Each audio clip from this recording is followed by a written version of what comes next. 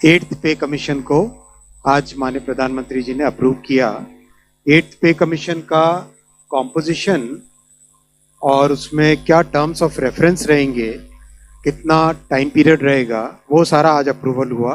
नमस्कार दोस्तों, स्वागत है आपका आपके अपने YouTube चैनल शिक्षक ज्ञान बाय अनिल पर। दोस्तों, जैसा कि आप सबको पता है, जनवरी 2025 में भारत सरकार ने एक कैबिनेट मीटिंग ली थी और उस मीटिंग के बाद में जो अपने मंत्री हैं कैबिनेट स्तर के श्रीमान अश्विनी जी वैष्णव, उन्होंने एक प्रेस कॉन्फ्रेंस की थी और उसमें बताया था कि भारत सरकार ने 8वें वेतन आयोग के गठन की घोषणा कर दी है। परंतु दोस्तों, एक लंबा समय गुजर गया है।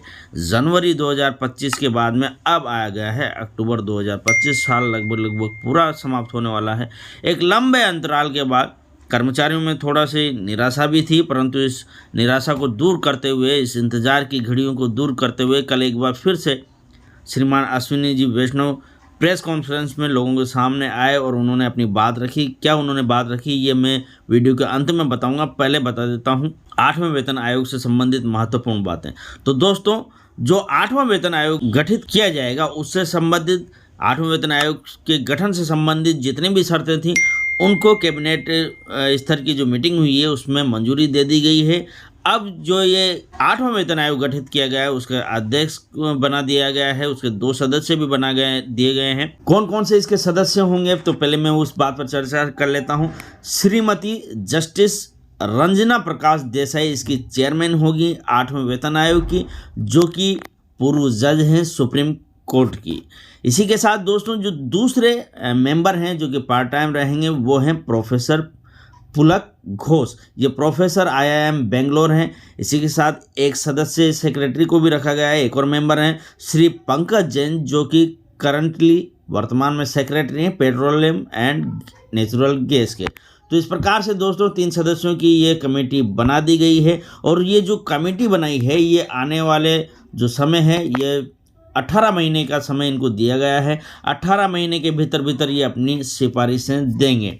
मतलब 18 महीने तक ये अध्ययन करेंगे विभिन्न मंत्रालयों, राज्य सरकारों और परामर्श इनको देने वाले जो भी विभाग होंगे या कर्मचारी संगठन होंगे, उनसे परामर्श करेंगे, सबसे बातचीत करेंगे। फिर ये अपनी सिफारिशें 18 महीने के अंदर अंदर पेश करेंगे केंद्र सरकार को। केंद्र सरकार इनकी सिफारिशों पर गौर करेगी। यदि सही लगती हैं तो सारी सिफारिशों को हूबहू भी ये लागू कर सकते हैं। और जो ये 8वां वेतन आयोग होगा, इससे लगभग 50 लाख केंद्रीय कर्मचारी और 69 लाख पेंशन भोगियों को इससे फ़ायदा होगा। साथ ही दोस्तों, विभिन्न राज्य सरकार के जो कर्मचारी हैं, उनको भी इसका फ़ायदा मिलेगा। तो दोस्तों, अब देख लेते हैं कि माननीय मंत्री, कैबिनेट मंत्री श्रीमान अश्विनी जी वैष्णव जी ने क्या कहा प्रेस कॉन्फ्रेंस में। एट्थ पे कमीशन को आज माननीय प्रधानमंत्री जी ने अप्रूव किया। एट्थ पे कमीशन का कॉम्पोजिशन और उसमें क्या टर्म्स ऑफ रेफरेंस रहेंगे, कितना टाइम पीरियड रहेगा, वो सारा आज अप्रूवल हुआ। और ये बहुत बड़ा महत्वपूर्ण फैसला है।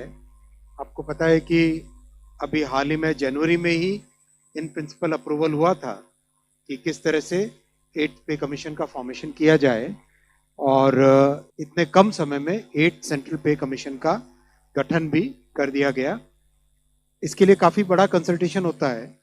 कई मंत्रालय जिनमें बड़ी संख्या में सरकारी कर्मचारी हैं सेंट्रल गवर्नमेंट के, डिफेंस हो गया, होम हो गया, रेलवे हो गया, और DOPT के माध्यम से जो जॉइंट कंसल्टेटिव मैकेनिज्म है सभी यूनियंस का, सभी फेडरेशंस का, उस JCM के साथ भी डिटेल्ड कंसल्टेशन होता है। इन सब कंसल्टेशंस के बाद में ये टर्म्स ऑफ रेफरेंस फॉर्मेशन किया गया है। तो ये बहुत ही एक इम्पॉर्टेंट टाइमली एक्शन ले लिया गया है। और करीब 50 लाख सेंट्रल गवर्नमेंट के एम्प्लॉयज़ हैं। कई राज्य सरकारों के साथ भी इसमें कंसल्टेशन किया गया और करीब सभी राज्य सरकारों ने इसमें सहयोग दिया है। 18 मंथ्स के अंदर ये रिपोर्ट आएगी इसकी 8th पे कमीशन की।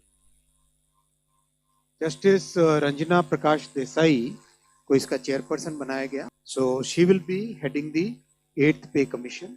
Professor Pulak Ghosh from Bangalore and Mr. Pankaj Jain, who is Secretary Petroleum and Natural Gas, he will be the members.